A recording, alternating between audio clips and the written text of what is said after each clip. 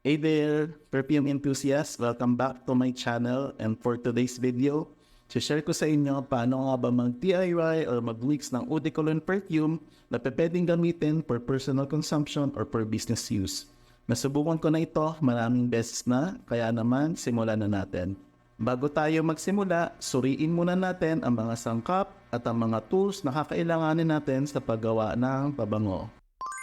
Una na dito ay yung measuring cup. Pangalawa, dropper. Pangatlo, fragrance oil. So, option niyo kung anong fragrance oil. Sa akin, gagamitin ko is velvet rosin wood ay yung beaker. So, importante yung beaker. By amber bag or any colored bottle, pwede na yan. Protected ang ating mixture direct from sunlight. So, ay 95% ethyl alcohol perfume grade. Ay ang DPG o dipropylene glycol. Ang Tonalid or fixative liquid. Meron din itong crystal pero mas prepare kong gamitin ang liquid. At ang panghuli ay bottled water. Then ito na ang measurement natin for 1 liter na perfume. 700 ml Sugarcane perfume grade na alcohol. So 70% ang ating composition. Then 10 ml Tonalid, that's 1%. And 10 ml DPG, that's 1%. O 180 ml distilled water, 18% ang ating composition. Then 100 ml perfume oil of your choice, 10% ang ating composition. So total of 100% ang ating total composition. Lalagay ko na lang ang video description and exact measurement para sa inyong reference. So here are the step-by-step guide kung paano natin i-combine ang ating mga ingredients.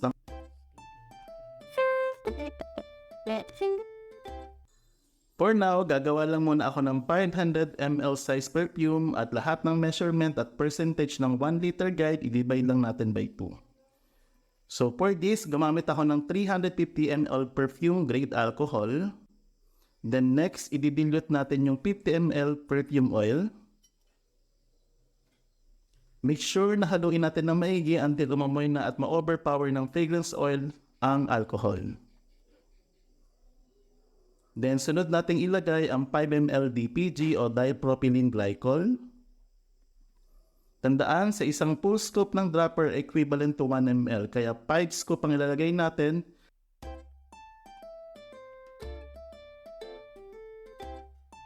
Then ilalagay din natin yung Tonalid 5 full scoop din sa isang dropper.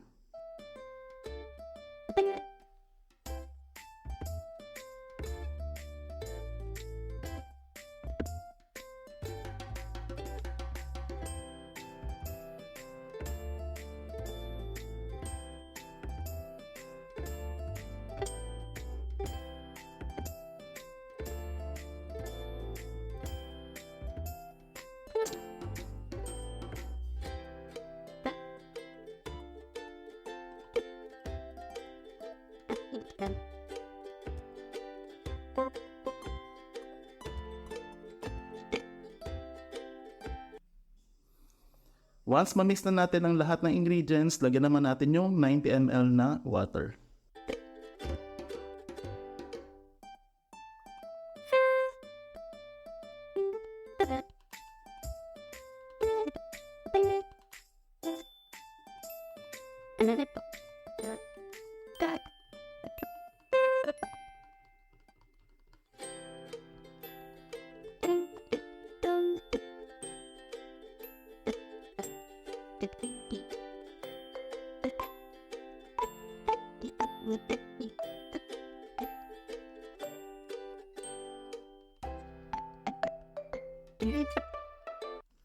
Once mixed na lahat ng ingredients at clear na ang ating mixture, pwede na natin siyang i-store at i-age ng minimum of 14 days. Pwede rin siya sa refrigerator for 7 days para mas maintain ang temperature. Tandaan, the more na matagal ang storage, the more na magiging long-lasting ang ating perfume.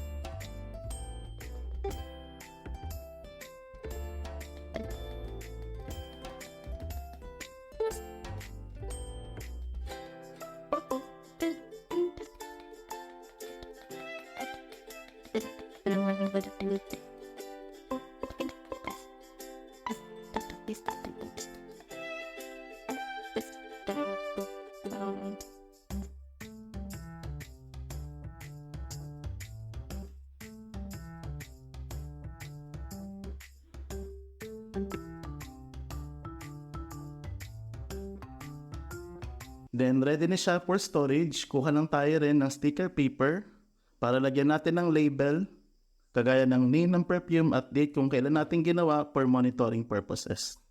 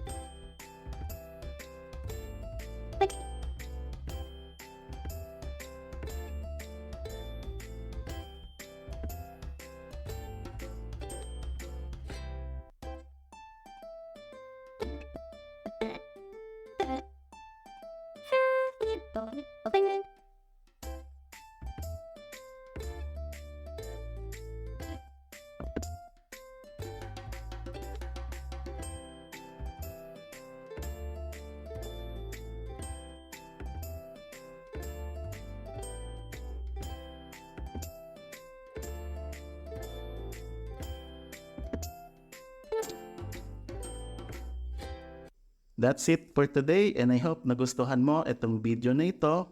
Promise, gagawa pa tayo ng maraming video tutorial para palawakan pa natin ang ating kaalaman sa paggawa ng pabango. And please don't forget to subscribe to my channel and hit the notification bell para at least updated ka sa mga susunod ko pang DIY video tutorial. May katanungan ka, please feel free to comment down. Hanggang sa muli, and safe.